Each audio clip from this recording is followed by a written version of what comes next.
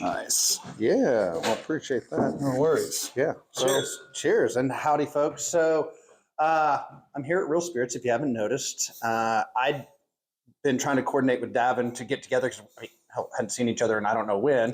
And I get here and we start talking about all the things that Real Spirit has going on, and it was like, well, crap, we should tell everybody what's going on. That's right. And so here we are. Here we are. In your, one of your barrel rooms. Yep. And Yep. We're going to try some different things. But, dude, you're kind of talking about some of the things that Real Spirits has going on. So catch us up. What is happening here at Real Spirits? So Real Spirits hasn't really changed too much. We've got some new releases coming up. Obviously, what we're going to be trying right in here is going to be released next week. Trailblazers, it is going to be released on Friday the 15th from 2 to 8. Y'all can pick it up early, and then everybody else can pick it up on the 16th. Whatever operating hours are, you can Google it. I don't remember them off the top of my head. Yeah. But yeah, so it is our first bottled and bond, which means that it has been aged for 4 years. This is a mingling of 3 different barrels, 2 different styles of whiskeys. They are 2 rye. It is that 15% rye, 85% malted barley. So there's 2 barrels of that going into this, as well as 1 barrel of 15% wheat, 85% malted barley. And so this is a mingling of 3 barrels that actually came from our Distiller's Edition back in the day. Gosh, probably, now going on 6 years. Wow. Yeah. Okay. Yeah. So obviously it's 4 years old, 100 proof. So for those, well, we understand, and there's a lot of our whiskey community that understands, but what's the significance with bottled and bond? I will get words out. Yeah, so the Bottled and Bond Act came about because back in the day when whiskey was being made and produced and sold across the Wild West, a lot of places a lot of purveyors would literally just put brown water into a bottle, add a little rubbing alcohol, and call it whiskey. And that would make people, sick.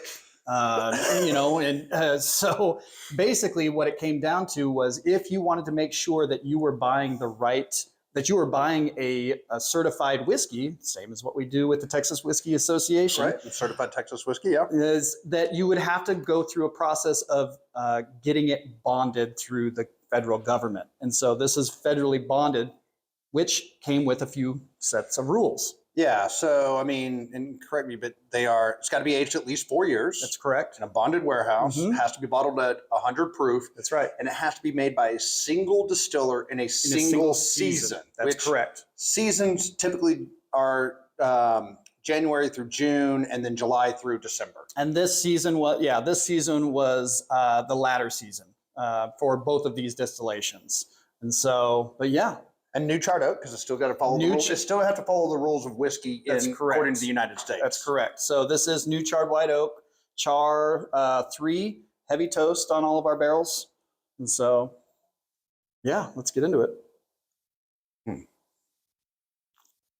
It is much lighter than I would have thought for 100 proof. I know we drink a lot of high proof stuff, but even then at 100 proof, it's very light on the finish and the palate. It's not overwhelming with the alcohol heat, is what I mean by that. Yeah, the heat on the palate is not there, but it really kind of comes in. Tons of flavor, though. Yeah, the flavor is pretty heavy. That rye kind of gives it some spicy, holiday season characteristics. You're getting some of that. Some pepper on the palate. Well, and I think that wheat component is giving it a little bit of a fruity mintiness to it, on the mid palate there. And it also helps with that ethanol burn, right? Yeah, it helps mellow it. Yes, yeah. And, you don't need a lot of wheat. This is obviously those 2 rye barrel components with that 1 barrel of wheat, but that wheat just helps subdue that rye, which honestly, our rye is fantastic. But this really just kind of just evens it all out. No, that is quite nice. And I'm going to show you the bottle. He doesn't have labels yet, but you can see that color there. Yeah. Isn't that nice? So no labels, but it's okay. Yeah. There'll be labels by next week. We'll have labels soon enough. Fingers crossed. That's right. If not, sorry.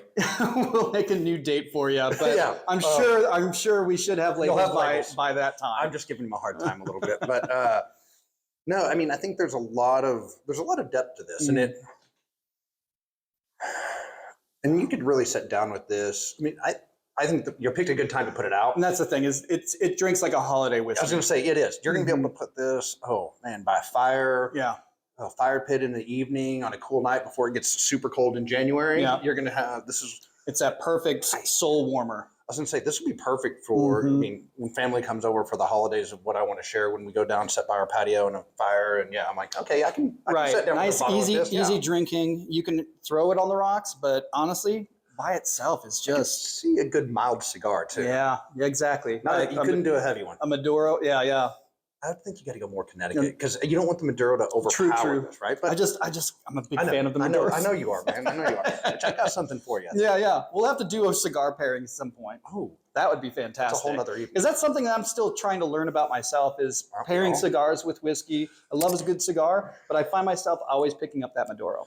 Yeah, and you got to be careful when you do that, because you don't want to. I mean, you can easily overpower the whiskey, or if you choose the wrong one, the whiskey can overpower that. And you really, you want to, in my experience, you want to try to find a balance, one that enhances the other, and it's a thin line. Right, absolutely. But so the bottled and bond, which is we're tasting now, is going to come out next Friday, or the 15th. It's the 15th for trail members, and then for trailblazers, and then the Saturdays for the general public. But also, that is out. One of my favorite releases that they do every year is this year's Totem. It is now available in the gift shop, right? It is, yes. So this is available in the gift shop. Now, Totem, I'm going to give my brief explanation, and then he can give you the actual fun details. But this is his take on a mezcal style called Pechuga, which involves, through the distillation process, having a protein in the still so that the essence of whatever that protein is can drip down in there while it's being distilled up. He takes that a step further and does it all locally with a hog that he shoots, and then cold smokes, and then local botanicals. And there's like a laundry list of them on this thing. Peaches, dewberries, pecans, rosemary, lavender, bottle brush, smoked chilies, which you smoke yourself, right? That's right. Yep. Lemon, grapefruit, and orange peel. Well, what's the base of this? The base is not, so I did not want to go out and set out to make a mezcal. Like, that is the Oaxacan people's national spirit. This is just what I did was I adopted the distillation practice of Pechuga, which is distilling with meat botanicals, right? And so that's, you nailed it right on the head.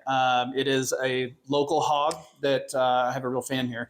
It is. I am actually, this is one of my favorite releases that I think in general, that's not a whiskey release. And I still have bottles from the very first year. And then obviously I'm going to pick some up for this one, but seeing the progression of how you started out, that first year was very much like a gin. That bottle brush was really there. Year two, the passion fruit that you fermented with was kind of the dominating thing. And then by year three, it was very much well balanced. And just seeing the progression of it has been a fun thing to watch. Well, it's an evolution in the bottle. And you brought up a good point. So, or another point as the base, I forgot to get to that, is the base is malted barley, wheat, and passion fruit. And so it is not a mezcal base. It's pretty much a hybrid whiskey brandy. And I think that's something that also makes it very unique. I'm only distilling 300 bottles a year. It's a very limited release. It takes a lot to pick up a lot of the botanicals, obviously a lot of work doing the hunt for the hog and everything that goes into it. But there's a little ritual to drinking it as well. Which we wanted to do, but standing in here, we're not. Because it does involve fire. It involves fire. So share the ritual, even though we can't do it. Sure. So the ritual is, if you're having an adventure, basically what this is I look at this as a representation of myself in a bottle as an outdoorsman and as a distiller. If you're going to be in the outdoors having an adventure, that could be hiking, biking, whitewater rafting, fly fishing, what have you. What you're going to do is you're going to get a cup. Thank you, sir.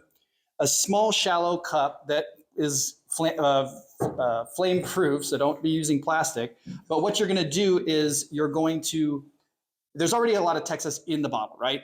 So not much. Say we're going on a whitewater rafting trip in Idaho. There's no Idaho in this bottle. So what you're going to do is you're going to get a local honey from wherever you're having your adventure. Mm-hmm. You're going to rim that shallow glass or flame-proof glass with that local honey. You're going to pour the spirit into the vessel. You're going to light the spirit on fire. That awakens the spirit and lets it know that you're about to partake in the ritual. Okay. You're going to extinguish the flame, lick the honey, drink it back, and the honey is what binds you to the spirit, to the land in where you're having your adventure. I mean, that's a pretty cool tradition, right? I mean, if you don't like that, don't buy a bottle. Leave it for me. I'll drink it. It'll get bought. Yeah, it'll get drank. But so the glass you're talking about it's called a copita, yes, which is usually clay fired. That's right. That's the traditional glass that is for Pachuga, right? In Mezcal. Yep. So if you have one, you can find one. But we actually, and also I actually designed one with our friends over at Brave Ceramics. I'm sure if you go and ask them if they don't already have some, we did sell out of ours. But it's a copita with a lid that actually goes on the copita. Oh. So the lid comes off, has a little ring around the side that will hold your honey. So the idea is you're going to take the lid off, rim the lid with honey, pour the spirit into the cup, light it on fire. And the way that you're going to extinguish it is by taking that lid now, putting it on top. And now it's not just extinguishing the flame, but it's also rimming your glass with the honey. Take the lid off, fancy pants, lick the honey, drink it back, and there you go. Super fancy. I mean, my God, get you one of those and you can really impress people. Right. Okay, so Bottled and Bond coming out the 15th and 16th. Right. Totem's already out. What else is happening at Real Spirits in the next little bit? Yeah. So this weekend on the 9th is our holiday market out here, and we're going to have a bunch of local makers come out to the brewery, vend all of their cool new items for you to shop through for Christmas gifts. Come out, have a beer, have a cocktail, buy some Christmas gifts. Pick up Totem. Buy local, and keep it strong. Yeah. All right. So, well, I'm looking forward to this release after tasting it. I think y'all are going to do really well with this. Now, is it going to go into distribution, or is it only going to be available here? It is only going to be available here. Okay. This is another limited release. It is made, again, from 3 barrels. So the final count on this was, I believe, just about over 300 bottles. Okay. All right. So not a lot. If you want some, come get it. Now, thankfully, they can buy up to 4 bottles per 30 days now. Yeah. Thanks to the new laws that passed, went into effect September 1st. So you can have enough room to get you some Totem and some Bottled and Bond, or just all Bottled and Bond, whichever you choose. Sure. But I mean, anything else you want to share? That's all I got, really. Okay. Yeah, like I said, not much change. You know, why change something that's already good? That's right. Well, we're going to let y'all go. We're going to try some other things that aren't released yet. So cheers. Cheers.